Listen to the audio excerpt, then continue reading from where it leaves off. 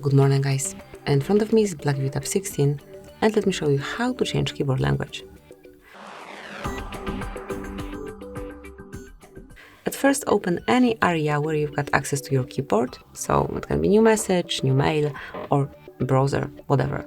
Just make sure that you've got the keyboard right in front of you. Then tap on Settings icon and click on Languages. Tap on Add Keyboard. You can smoothly select the language that you want, either by scrolling or by entering the language here. Then select it, tap on Done. And now you can either stay with both languages, and once you've got two or more, you can switch between languages by tapping on the sword icon. So here it is. And once you've got one language only, let me just remove one of them.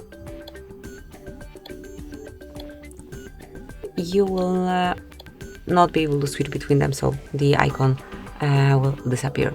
So this is it. Thank you for watching. Please subscribe our channel and leave a thumbs up.